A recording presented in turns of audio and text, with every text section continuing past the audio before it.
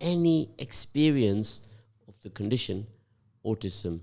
And if you do and talk experiencing autism, suffering from autism, special needs, and ensure that they access everything that they need for their survival recently. That is how it is really. In many countries, support structures are just not available. So as you're aware, during the month of Ramadan, Saturdays and Sundays, we bring awareness to different projects all across the globe and also local in our community in Leicester, in the city of Leicester, right? So your support, your engagement, your involvement, your participation, let us all take ownership of every one of these projects in our city and also in the global world. We want to live in a multipolar world where everybody is joining hands and working together to achieve greatness, to achieve success. And I want you to call in on Radio Ramadan 0116 4822 and our text number is 07748 855 055. It's also our WhatsApp number. So please do make contact and let us spend some good moments together. So in our studio here at Radio Ramadan, we have two wonderful guests today. I'm going to introduce you to them. To my left here is my good brother Hashim. Many of you in the community know brother Hashim Dulali, Muhammad Hashim Dulali. Yes? Hashim Duale. Yeah, now that is spelled D-U-A-U-L-E. Is that correct? Yes, D-U-A-L-E. D-U-A-L-E. So if you can get it right first time, then it will be with you all of the time. Hashim, it's been a long journey, hasn't it, for you? Indeed. A long journey that started my firstborn, Ismail Duale. And after 2 years, he was not speaking, and we were a bit concerned about it. So from that moment, 23 years ago, we were learning and still learning about autism. How many years ago was that? How old is your son now? He will be 24 in September. 24. So it has been a very, very long journey throughout, isn't it? Indeed. And of course, we often don't realize that the journey the parents go through as well in caring for a child that is afflicted with autism, do we? Not much. And what it is an experience, and I think one of eye-opening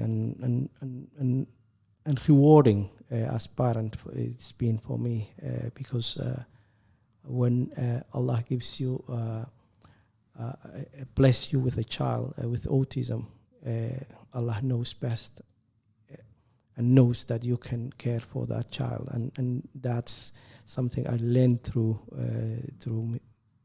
caring for my son. There's no textbook that you follow, you fell into, and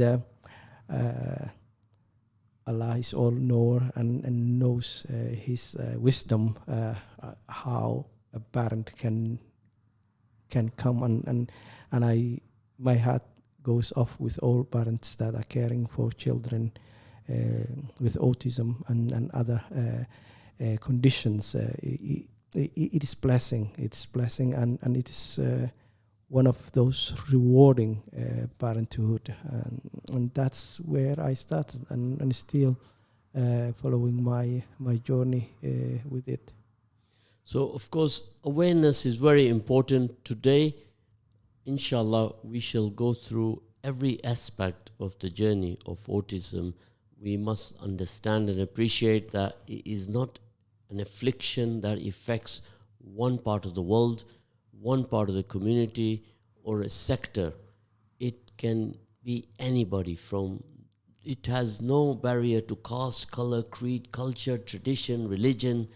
It can be anybody. It is just one more disability amongst a list of many that we all have to become aware of, and then we all have to, the more we have awareness, the better we are equipped to deal with it and support each other, right?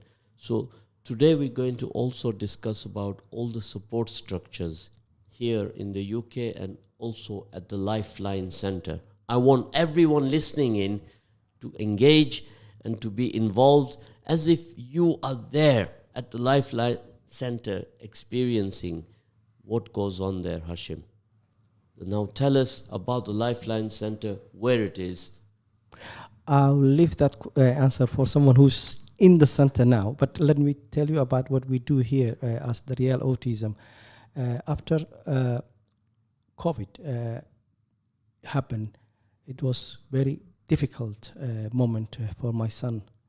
I thought we knew how to do it, but we come again when he was 18, turning 18, and everything closed. And that hit us very hard as a family. And it was one of the most learning thing for me as a father. When everything closed, nobody explained to him why he could not go by his life, whether it's school or sports or wherever he was going. And that created him not only anxiety, but he couldn't figure it out why. If they cannot answer the question why something is not happening that was on the schedule. And that taught us the longest 2 years in my life, but rewarding as well. So when we come to that point, I was working for the NHS, and I still involved with NHS, knowing where to go and what to do, all that. My wife, who is very caring, knew exactly what to do, when to do, and all that. We take it for granted for us to be in that, but everything stopped. And Ismail is my son's name, is Ismail, by the way, felt overwhelmed to the point, Dylan will explain later, to the point when they reach a point where they cannot cope anymore. And when it comes to that point, he was sleepless, he was not eating, and can you imagine? It was Ramadan. I remember one of the time. He and I can be on the couch almost 22 hours without sleep, and he will only go 1 hour, knock out, and then still he's active, and no food, no nothing. So that was how he expressed overwhelming situation that was happening, which nobody could have answered. And that is and many parents who are listening to me now can relate to what I'm saying, especially when the situations like that are happening in any household. Sleepless nights here and there are there anyway. But to be in that situation for a prolonged time, it is difficult for any parent. And when, alhamdulillah, with the help of many professionals, when we come to situation that Ismail was sorted, alhamdulillah, all praise is to Allah. Really, I cannot thank enough Almighty Allah for the blessing.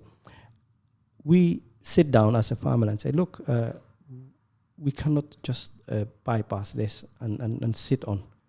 And we come up with a support group, Daryeel Autism. Daryeel in our language is care with compassion in our language.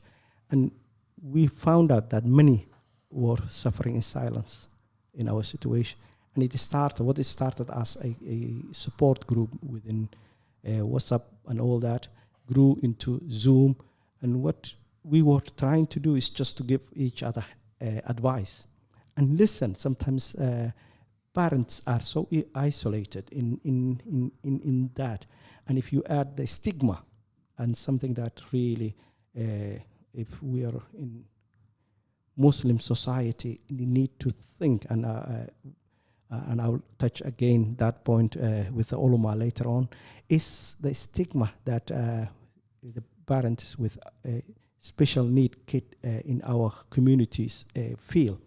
And the only way they know is to shield from that hater, from anyone. And that suffocates the child. But unwittingly, the parent, all they know is to give love to their child. And when things are not right, what happens is that that isolation puts a parent in total isolation from the community. And when that happens, often we blame the parent themselves. But if you don't put the shoes of the parent, you don't know what you're talking about. And what we were trying to do is just to say, look, you're not alone. Let's at least have that support group ourselves. If you feel low, call to another mother, to another father. All that is created, and we become a community of worldwide, all the way from Australia to America to Somalia. The chat group is now on for us. And we didn't stop only there. What we try to do is just to explain people what's on offer. We will invite a professional like a speech therapist, and then that speech therapist explain how they can be helpful on that profession wherever they are in the world. And we use that momentum to break the chain that the family or the parent think to shield from everyone their children. And our point was, yes, when the young child is there, you can still put them into bed, you can still try to hug them or be there for them, but you are not immortal. What you need to do is try to teach as much skills as you can. Yes, it's difficult. Yes, it's not only one day job, but it is achievable. No matter how you think it is not achievable. So we were trying to make sure, and making sure the point that please do not delegate. Do not delegate the care of your child. It's your responsibility. If you need to be a teacher, you need to be carer, you need to be educator and parent at the same time. And the only way you can do that is to educate yourself. And our motto, Daryeel Autism, is educate, empower, embrace. And we're not educators, but we have access to the professionals who can educate the community. And together we learn. And from 2022 until now, the community grew that fast. Of course, what Hashim has just said is very important. The 3 E's we call it, which is journey of life experience for all of us, which is educate, empower, and embrace. Now, that is when we are all working together, right? So all of you listening in right now, call in. Our number is 0116 4822 086, or you can WhatsApp us on 07748 855 055. Now, of course, Hashim has mentioned already just a fraction, I will not even say 1% of the journey that he personally has experienced with his partner. And there are many, many, many stories. Here in our locality in Leicester, I'm going to ask you, how many people do you know who have a son, a daughter suffering from autism? How many of you will even have any knowledge about autism? Today, we have to educate, and we all have to come together to make a difference. And that's what the appeal is all about, how we are all going to make a difference and make... If you allow me, I can see Dylan is biting his tongue. Yes. They are not suffering. Yes. It is not an illness. It's not an illness. It is a condition.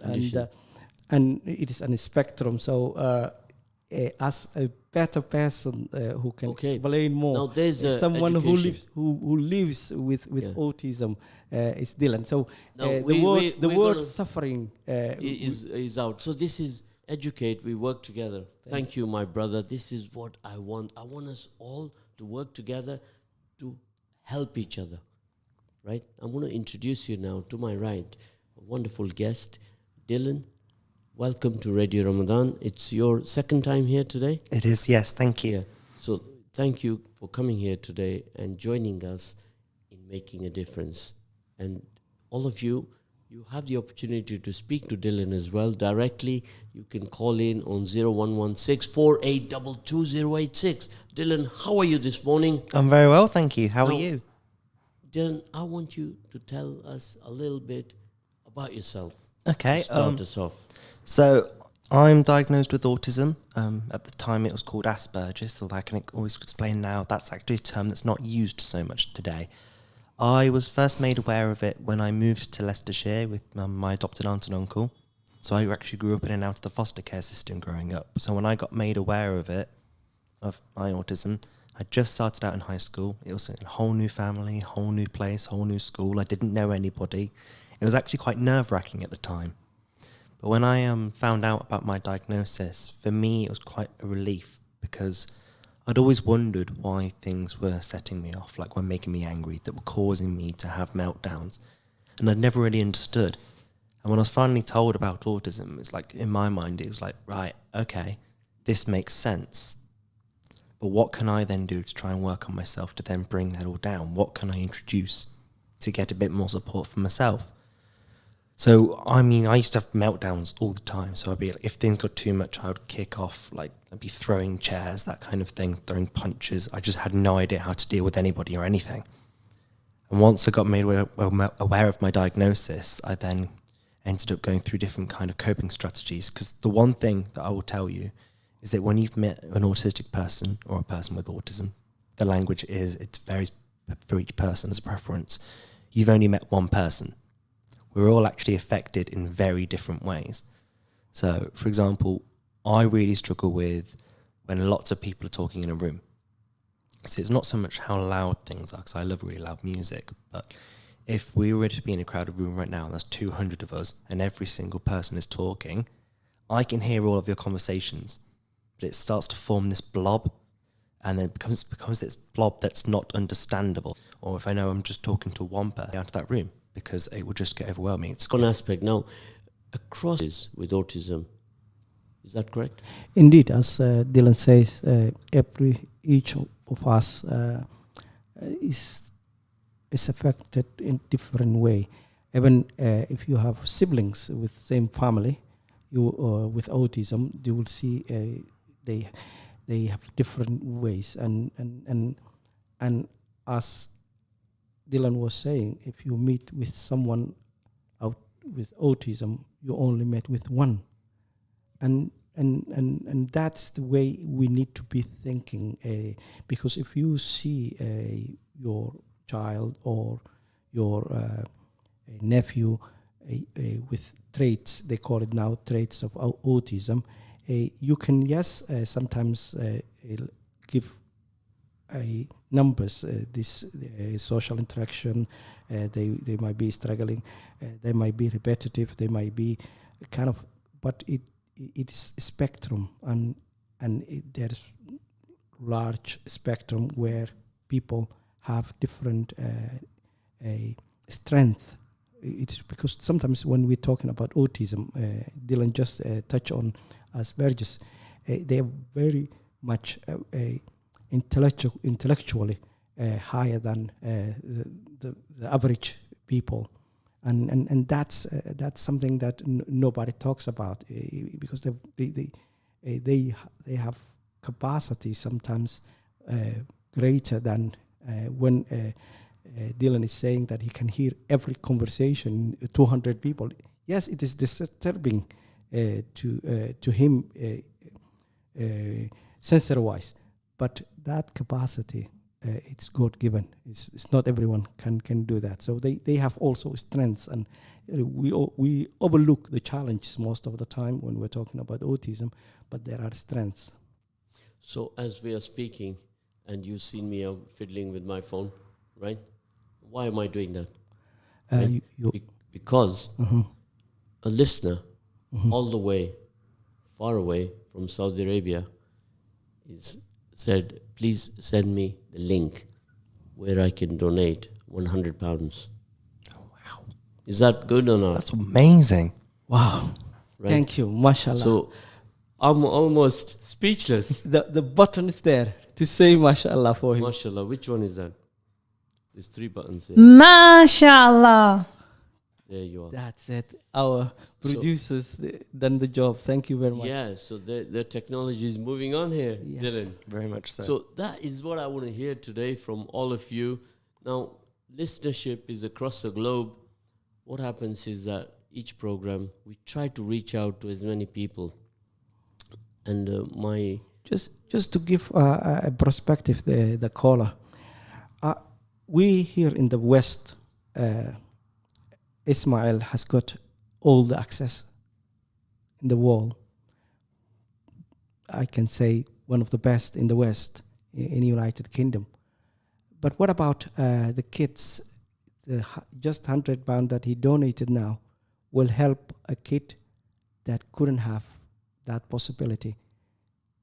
What we're thinking, and our motto is just to say, look, no matter where a child with autism was born, they have the God-given right to be educated or to get at least some decent way of learning. So, mashallah, I just want to, may Allah reward abundantly this caller from Saudi Arabia. now, I'm still, you can see, almost I have watery eyes, because it is what this month of Ramadan is all about. And we say to people, maintain this level throughout the year. Don't let it be just 30 days in Ramadan. And it's all about caring and sharing and supporting each other, Dylan.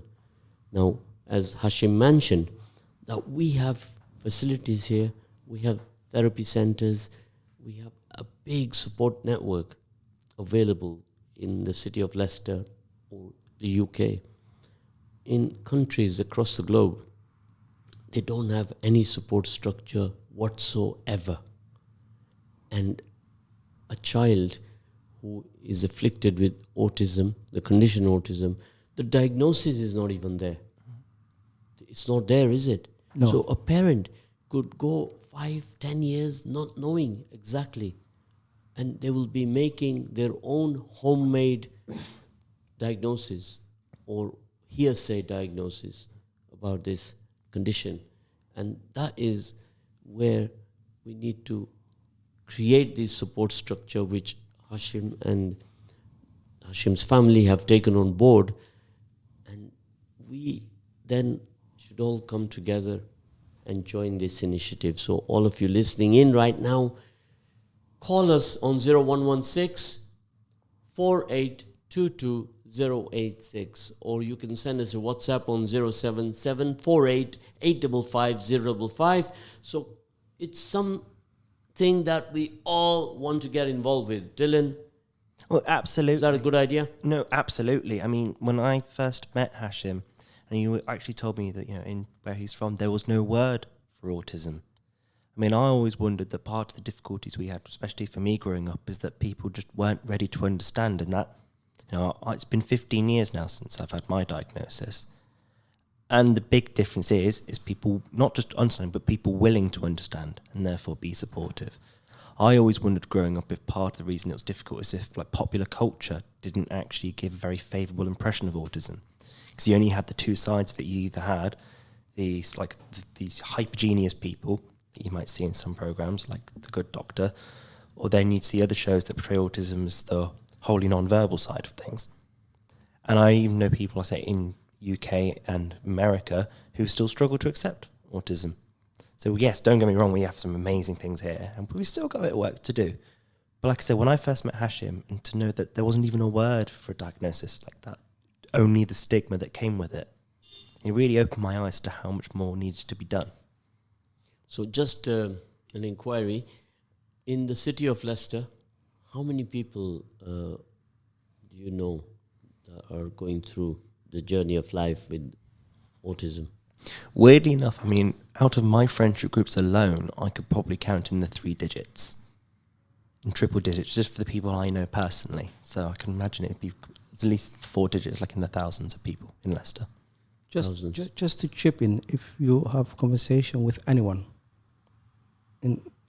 because that's what I do most of the time, they either have a friend, or family friend, or themselves have got a son or daughter with autism. So if you and the statistics here, they're talking about what was the latest in NAS in the United Kingdom? It's over 1 in 100 now. I have an active diagnosis. Every 100, 1% have got an autism, and the WHO is talking about 2% worldwide, which means 2 billion. I cannot even fathom the number, but it is that wide, number-wise, and just talking to people, you understand how. A friend of mine who I knew well through my life, we were just talking about this event, and he would told me, look, I have a son, and I was saying, and the other day I was in London for something else, and whenever I talked about Daryeel Autism, one of the fathers came to me and said, look, my son is 3.5 years old now, and I was saying, look, okay, we can. I can bust you my wisdom as much as I can, so that at least my journey. So it is a small world. So it is touched by each, and Dylan gives a talk each week to new group, and he's one of the ambassadors now. Expert by experience was the word. That's the term we go for now. Yes. Yes, expert by experience. And one of the things if you at least give one advice to a family with young child, and they implement whether how to avoid sleepless nights or how to toilet train. One of the difficult things that parents might have is the toilet training and trying to be more effective with the child when they're doing skills, and those skills need to learn more about things that they encountered. And one more thing that I would add is and I put this and talk directly to parents, is if Allah gave you a child with autism, Allah knew that you could do it. Allah never La yukallifullahu nafsan illa wis'aha. It's one of the ayah. If we ponder on that one only, Allah never burden someone with what they cannot do. That's the essence. So it is blessing. You've been chosen to bring up this child, and you can do it. No matter how you think it's hard, there is light at the end of the tunnel, and you can do it. You have that capacity. Of course, Hashim mentioned that all of us will know somebody. Now, I know 2 close family friends who have a son, and I have shared the journey of those both boys throughout, from a very young age to how old they are now. And I used to also feel that, what can I do to help this child? And one of the things I've found with one of the children, that I would give him excessive TLC, right? And he would like that. He wanted a hug, and he loved that. And he'd come and lie down with me in bed, and he would just mess about, and I would mess about with him. We could spend an hour like that. And in the process, I was learning about him, and so you have, when you have had the personal experience, you tend to be more leaning towards supporting the child with the autism. So all of you in your families, you'll have somebody that you know with the 1 out of 100. There's going to be somebody that you know for sure, Hashim. Can I also give an offer all the parents? Today we have got books here in our studio. In our station, yeah. Yes. If you have a friend, if you have a family member, the best gift you can give is, we tried. I go by association. My wife tried to put that into in her experience, in her eyes, in one book, and it's like a guidebook. So and it's very small, not more than 37 pages, and it helps. So anyone out there can come and visit us here in the studio and have a copy of that book today. I see one of the messages is asking that, is the donation page, is it on our social media? So this question I ask to our team. Yeah, our producers might answer better. And that's people want to reach out. So sometimes they're listening in and they immediately want to know, well, what can I do? And where do I go? So on Instagram, our producer is saying yes, on Instagram, on Facebook, and on the Ramadan FM, you can find us. And please donate and also call in and talk to us. We like to meet these people, even by voice, who they are. We also then get inspired that good is happening out there. So I'm going to now go through a little list for you as to what you can do. Now, Hashim, for £600 a year, which is almost £50 per month for 10 months, and then 2 more 50s to make up 600, right? You can sponsor an autistic child, orphan, yes? Indeed, yes. In the Lifeline Center. In the Lifeline Center. And that will provide them with much needed, essential therapies. Indeed. Right? Like speech therapist, OT, occupational therapist. And most of all, as you said in your previous message, whereas there is no official diagnostic, having the center for the child that have developmental delay, that's how we call it, whether it's speech, whether it is the hyperactivity they have, all that is a center that is tool. And when we say center, it is first class one. We try to put everything that a center, and not only the human resources are there for everyone indeed in that center. So it will give first class education a child who's orphan. Now, after our break, my brother Dylan will take over, and he's going to go through all the different list of things: communication, interaction, what Dylan mentioned earlier on, when he's in a crowded room. He's going to go through those lists. Now, there might be a parent out there who has a child, like once upon a time, Hashim, his 2-year-old child, he started to see, and he did not know. You did not know at that time, did you? No. Now, how many did you not know out there? I mean, when I was first diagnosed, I hadn't got a clue. I was the only one who I knew. I mean, once I got to college, I became more aware of the people being autistic, and then other traits. The people would actually bring conversation. They talked to me about their own difficulties, and I'd start clocking once I'd done my talks. Oh, actually, it sounds like you might be. It's one of those things. I think, especially as we've been progressing forward in time, like far many more people become aware of themselves as well. Yeah. Now, it's okay if you don't know, and there is so much to learn for all of us. And today, let us learn about autism, and let us all come together, join hands to see what we can do, right? So for £600 per annum, you can support and sponsor one child for 1 year. right? 600 paid, done Indeed. and dusted, as they say, done and dusted. You're familiar with that, aren't you? I am, yep. Right? Or what you can do, you can also pay a contribution for monies that will go to facilitation of transport. Yes?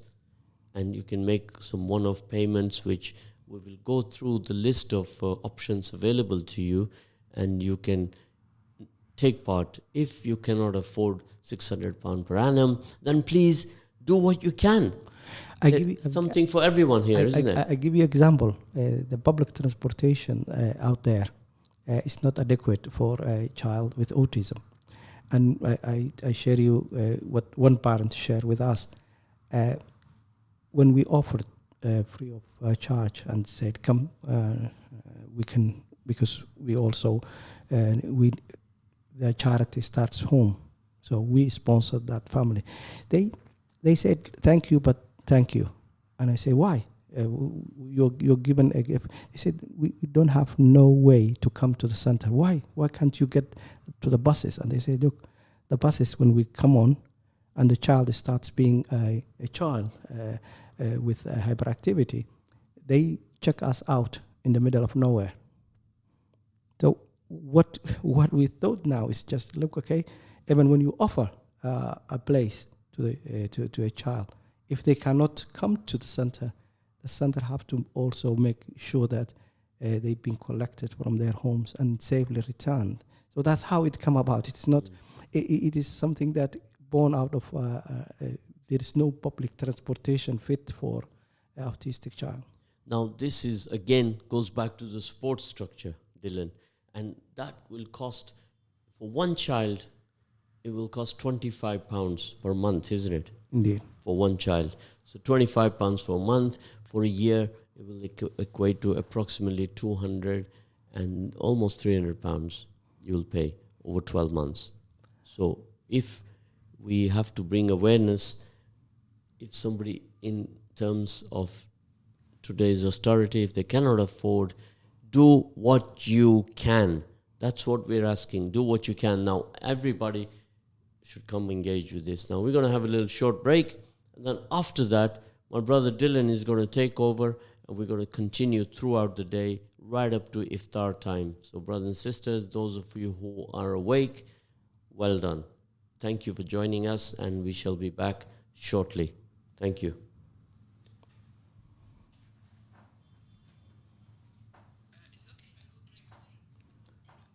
Asar.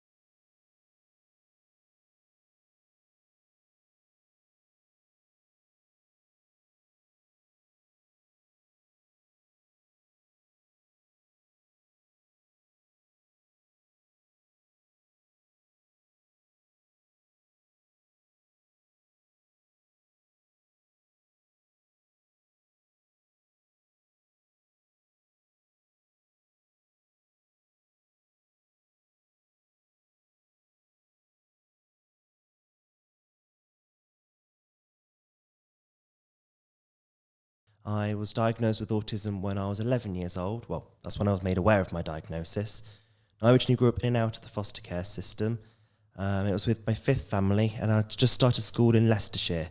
So I'm just going to tell you a bit more about my autism and how it affects me. If anyone wants to call in and tell me, ask me questions or wish to donate, you can do so by ringing the number at 0116 482 2086, or you can pop a message to us on WhatsApp at 07748 855 055.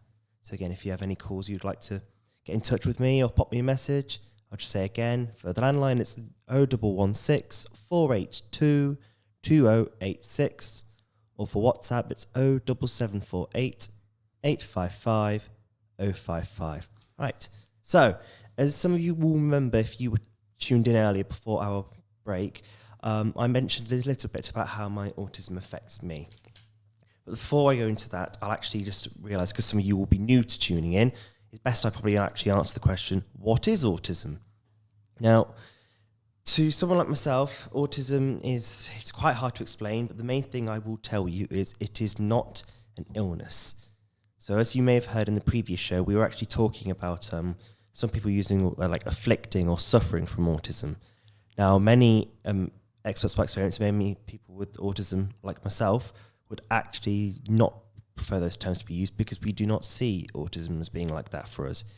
Yes, it affects us in different ways, but we would not go so far to say that we are afflicted by it or suffered by it. It's mainly, the best way to sum it up is just the way we think and process things is different to what we would call a neurotypical person. So I would explain it. So, for example, in the early show I mentioned how if everyone was to start talking to me at once, I'd be hearing every conversation in one go. And I'd always find that really difficult. Or sometimes for some people, it could be really loud noises. So like fire alarms are actually a particular bad one if you're in school. I know they can be stressful. Something that can be done to help that is I know some schools recently have started actually suggesting that they will give a heads up when they do a fire alarm. So I was quite lucky in that I was told when the school alarm would be going off, so I could actually get to relax a little bit. So I'd know the sound was there. I knew what the routine was for the school, and that was really handy. The best way to sum up autism is, of course, it's a spectrum. And as I've said, if you've met one person with autism, you've met one person with autism. We're all affected very differently. I've just given you a couple of my traits, and that's particularly what's called what we know as sensory overload. But just because that's how I'm affected does not mean that's how everybody is affected. Another great example would be routine.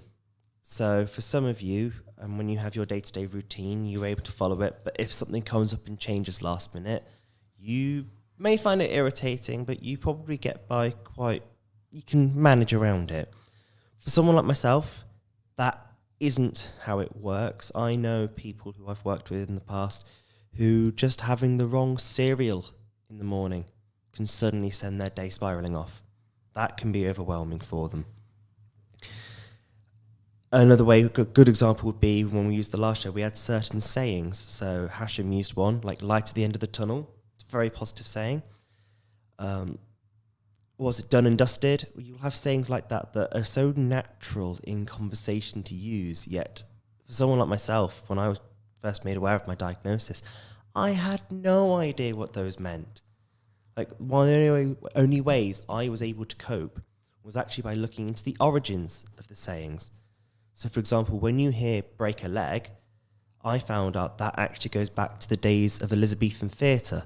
When instead of clapping, when when people enjoyed your performance in theatres, people used to stamp their chair legs. So the phrase break a leg means give a good performance, because that's how it's used to clap. And once I learned that became so much easier. And other sayings like that, in turn, have become a lot easier to understand as well. And other things can include facial expressions, sarcasm, body language. These are all things that I know a lot of people like myself have great difficulties with. Now, as we mentioned earlier, I feel very lucky when I was talking to Hashim that, my experience is that I've actually had a lot of support put in place for me. Once I was made aware of my diagnosis, I got so much support in my school and even in home life, my family were always there to help me. And I am aware that it's not the same for everybody. And one of the ways that we can look at it is, as Hashim mentioned, when I first spoke to him, there was no word for autism in his language. And when I first found that out, when I met Hashim, it was actually at the Autism Partnership Board for Leicester, Leicestershire and Rutland. It was just amazing just to think of that. And because in my life, I wouldn't have even thought about how difficult that would have been. But if anything, it's always been able to further inspire me to be able to help work with other people the same way that Hashim does in Leicester. Right. And just so you know, while we're here, I'm going to be talking to you a little bit about the Lifeline Centre that Hashim mentioned earlier. So I'm just going to let you know, if there's anything you want to ask or you wish to donate, don't forget, you can get in touch with us by calling us on our landline at 0116 482 2086. Or if you're going to WhatsApp us, do so at 07748 855 055. So if you could get in touch if you wish to donate or if you wish to ask me any question, by all means, feel free to do so. Now, I believe... Sorry, it's my first time presenting, still a little bit nervous. Just to go a little bit more into about... I want to introduce you a guest, because as we mentioned, we wanted to talk about the Lifeline Centre, and Hashim's mentioned it earlier, and I've always been so excited to know about everything that's going on ever since he first showed me the video in March last year. But I'm not the right person to talk about it. I can tell you who the best person is because she's with me right now. I want to welcome Samia. Hello. Hi, Dylan. How are you? I'm very well, thank you. How are you? I'm great. Thank you very much. Good. Assalamu alaikum, everybody. And Ramadan Mubarak. So, yes, I was going to say, as you mentioned, as Hashim mentioned earlier, your wonderful husband, you are now actually in the Lifeline Centre right now, aren't you? I am, yes. I'm in the office now. Ah, yeah, I can Yes. tell. I didn't know if you want to spend a little bit of time talking about your journey, what inspired you. I know you mentioned it when we were on the show on Monday. I didn't know if you wanted to talk a little bit about your journey as well, what led to building the Lifeline Centre first? Okay, Lifeline Center. The first day that we opened the doors was October 2023. So we are working almost 6 months, shall I say? Mhm. And when I came in Hargeisa, the plan wasn't to build any center or anything like that. I just came for family reason. My mom was sick, so I had to make a decision within 24 hours, leave my family, and came to help and support my mom, who was at the time was ill. And while I was taking hospitals, my mom and supporting my mom to get better, and I spent a little bit of time with locals and moved around and see what's available for autistic children and disabled children in general, and there was almost next to nothing. Then, because I was staying because of my mom for a little longer, me and my family, we decided we could do something to help. And that's how we started the idea of Lifeline Hope Center. And we named after the book that I wrote, which is very, very small book, which is a guidebook. And Lifeline means literally as somebody who's helping or supporting somebody. That's how I see it. Well, It wasn't easy to start a center and to build that you haven't planned for it, that you don't have a financial for it, and you don't have anybody to support you, almost nobody. But Alhamdulillah, I call it, this was Allah's project. So Allah made it easy to, in certain levels, to build the center. And the current center that we're using is not we build it or we own it, is we renting, so we pay monthly rent. We equipped the center as much as we could, and as much as all I was visioning was like somewhere I can send Ismail. So I wanted somewhere that I can send Ismail and I can trust. And in terms of the staff and teachers, they all have been trained and they all have got a psychologist degree and background. And at the center, we have occupational therapy and speech and language therapy, which there is nobody with that qualification in this city. Not along in this city, the whole country, there's no speech and language therapist or occupational therapist as far as I'm aware of. So we had to resource outside of the Hargeisa and Somaliland and Somalia to get someone who have got qualification and experience to help the children. So the center is not, we don't call it school, we call the center. And the reason is it's intervention center majority. So the children we supporting and helping at the moment is the age of 3 to 8 years old. They come in the morning. Some of them, they have got twice a week with the one-to-one speech and language therapist. And some of them, they have got an sensory integration before they even start the class. What else we do at the Lifeline Center is, because there is a stigma, there is a lack of understanding about this, about the condition autism. We do monthly parent training and workshop every month. Not only the parent, the children who come here, but also the community, who anybody who can access and can come. We invite them to come, so at least we can do awareness and we do workshops. If I give you a little bit of perspective of how children here, there's no diagnosis, there's no proper diagnosis at all. So the children, some of them, they have been diagnosed because of the social media and the information the social media is. So they see the traits people posted on social media, and that's how they've been diagnosed. Some of them, they have been diagnosed and they have been heavily medicated.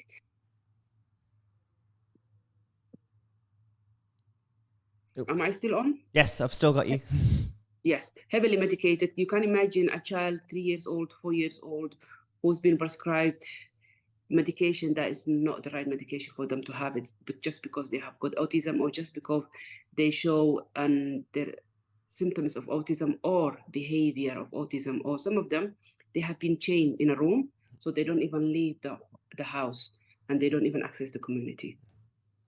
Well, when you mentioned, of course, your book, Lifeline. Now, as you know, I've read your book, and for anyone who hasn't had a chance to read it yet, I can personally recommend it. It's a fantastic book with also a load of helpful little tips. And it's just such a great way for the fact that you had the confidence to talk about your journey. So, one, thank you for writing that. As you know, it's actually helping me write my own book. So, I know Hashim mentioned that on Monday, which I was going to keep secret for another 2 weeks, but, might as well tell people now.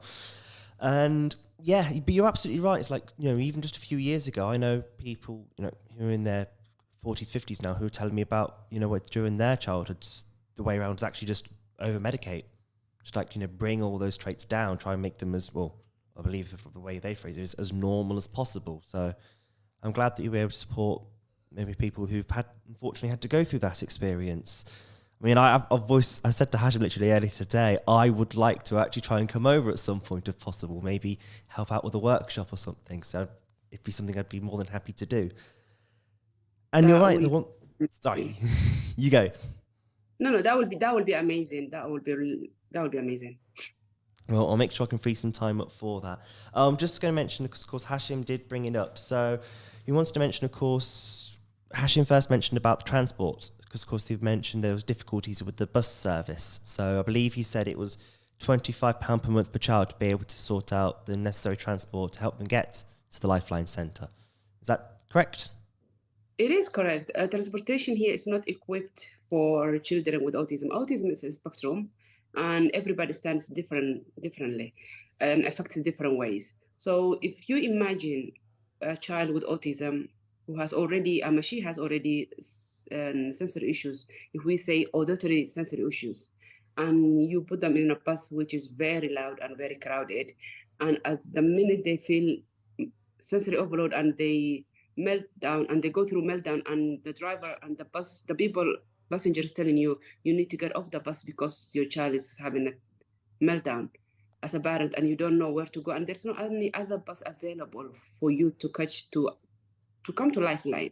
That makes it very, very difficult. Even the children that we give them scholarship to come to the center, and that's why we're saying if you can chip in or maybe donate £5, £25, whatever you can, will make a difference for a child to come and access Lifeline Center. That will provide not only transportation with escort as well.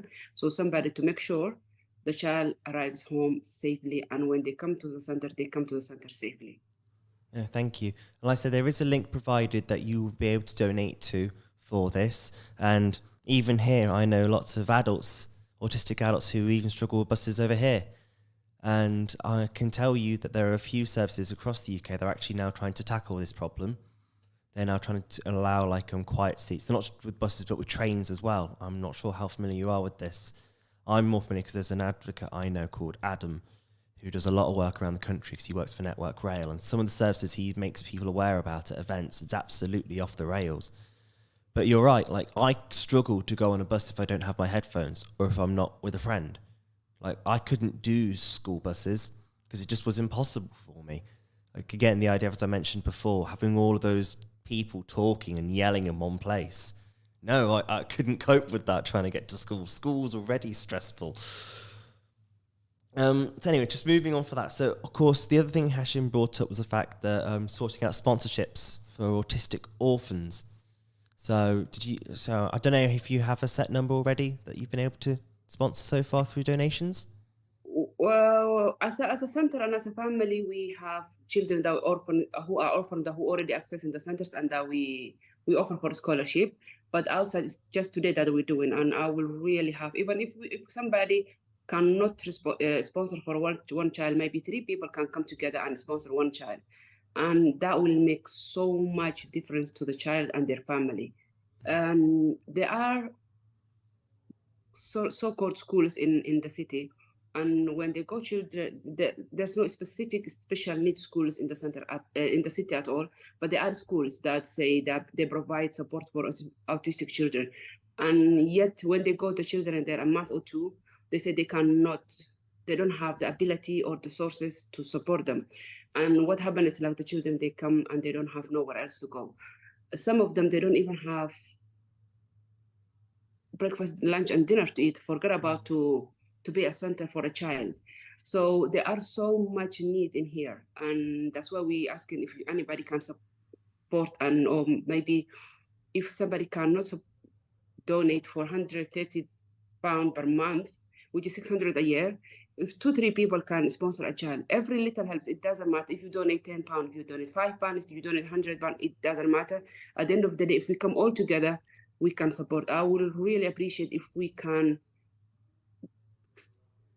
support 15 children. That will be amazing for them, and that will be an achievement. No, I agree. And so I believe Hashim said it came to £600 a year to be able to fully sponsor one child. But again, if you can all come together to help with that sponsorship, that will honestly make such a difference to that child's life. And I can imagine you were right when you're saying that there'll be other schools that can say they're supportive. And I wonder, and maybe you'd agree with me on this, if it's actually to do with how some people perceive autism. Because I actually remember when I started my high school, my aunt and uncle, of course, I just finally moved in with them. So I'd been up in Liverpool for all that time, and then I'd finally moved into Leicestershire, and they picked this school because they thought they were wonderful. They'd heard, oh yes, that they work fantastically well with SEN kids. And within a few weeks, I was being threatened with being kicked out because they had no idea how to cope with me. And they actually had to all be retrained. So I wonder if, when you're saying what you just did about these schools saying they have some facilities in place, if it's actually they think they do, or sometimes it could be what they understand autism to be when you look at higher functioning people, if they think, oh, we can support them, but no, we can't support others. I wonder would you say that might be the case? That is the case. There are some children who are at the Lifeline Center at the moment who used to be excluded some other schools just because the number in the classroom is a lot of children. And when they cannot cope and they start going out of the room, or maybe they're having a meltdown, as I said, the school calls the parent and say, we cannot teach the child and we cannot have in the center. So please, can you take them out of the school? So we already have some of those situations, children who have been through already these situations. And the other thing, this center is different from the other schools in here, is that we have speech and language in the building, and we have occupational therapy. So when the child come here, they are not only accessing a center that's been designed for our children with autism and Down syndrome. I don't want to forget that, because our children at the center, they are not all autistic. Some of them, they are Down syndrome as well. So they have a center that's been equipped and designed for their needs. We have a sensory room. So in terms of if they need sensory integration, they have a calm place that they can go and they can calm down. And there's one adult with them all the time. And if they need occupational therapy input is available. there are children who are accessing on one-to-one base twice a week with a speech and language therapy. So we have got therapy room, we have got a sensory room. So we try to do as much as we can as a family, but now is the time where we asking help and support from outside. Thank you. I'm just before I get back to the next point, I was going to say to you. So again, for anyone listening in, if there's any questions you have for me or Samia, if you want to pop me a message or make a donation, just please get in touch with Ramadan Radio via the landline, which is 0116 482 2086, or pop a message on the WhatsApp at 07748 855 055. But yes, you're absolutely right about, again, when it comes to sensory rooms, when I was in my high school for a while, like all the sensory room was just an office that wasn't being used with a beanbag in it and a couple of photos that helped me, have good memories. So, for example, one of the things we had is there was this little photo of me underwater. And I always liked being underwater because everything becomes so much quieter when you're there. And the idea was to have a photo like that to try and get my mind to go back into that setting, to try and act myself to cool down. And then, again, working forward with that, we started thinking, well, what can we do to help teachers understand that I'm going to be entering a meltdown? What can we do to prevent these from happening, make sure the teachers are aware of what might be leading to it? So I was taught one system, which I didn't like. So I was taught two systems. The first one is the 1 to 5 scale, to describe your stress levels. So I think I've said it to you before. 1 is where you're all nice and calm at the bottom. I'd like to think all our listeners at number 1s now. There's probably a few 2s, slightly a little bit stressed. Then you build up to your stress till 5 is your meltdown point or shutdown points. Again, there are other autistic people I know who, when they get overstressed, they don't melt down like I do. They shut down. They become really quiet and non-responsive. And I know people who actually have spent so long to be diagnosed. They've not been diagnosed because that's how they dealt with things. So it went by unnoticed. They were just seen as a quiet child. And the other thing that we had was actually like using that was to basically try and put my hand up and tell the teacher that I needed to go.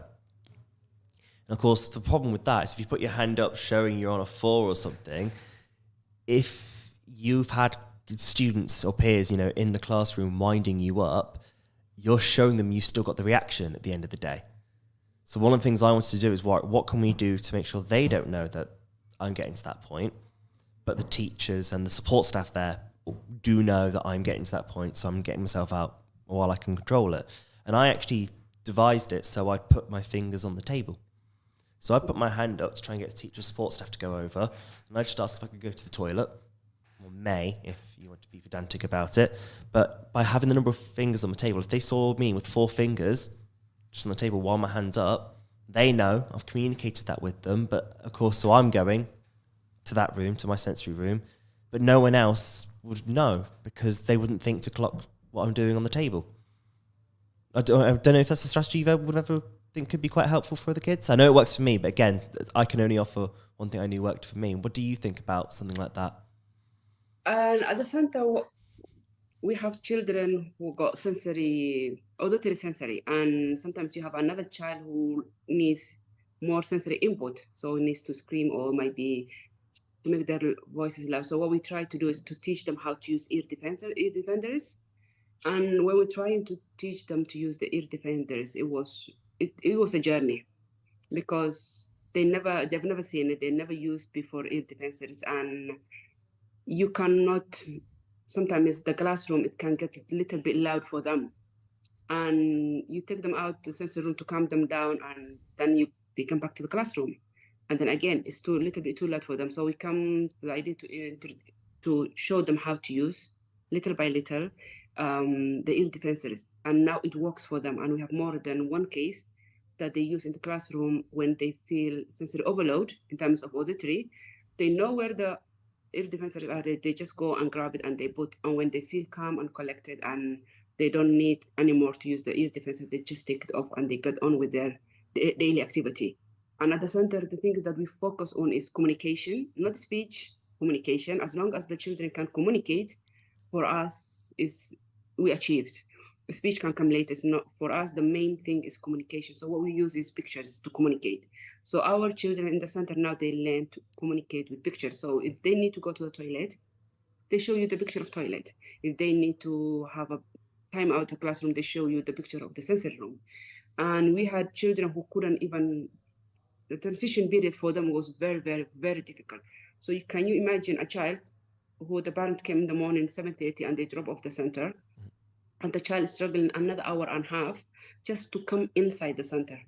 And we made as playful as sensory integration. We made a plan for him and for her. And now, because of the routine and structure and sensory integration and the plan we put in place for the children, they come in the morning and straight, they know where their classes is. They just go straight in with no struggle and no problem.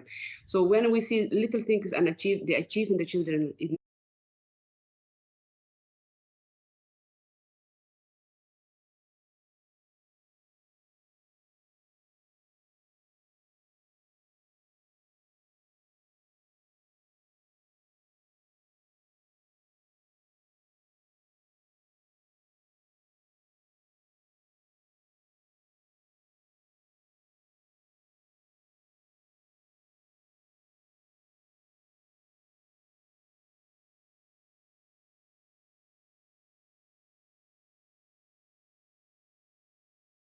For anyone else, if they do want to donate to the Lifeline, Centre, please do get in touch. Pop a text to us at 07748 855 055. But yeah, I just wanted to say so far, like, I mean, I know the small bits about this here existed when I was diagnosed, and it felt very rudimentary. As I mentioned, something like how small sensory rooms are. And I've seen like my school since, like, it's become so much more adapted.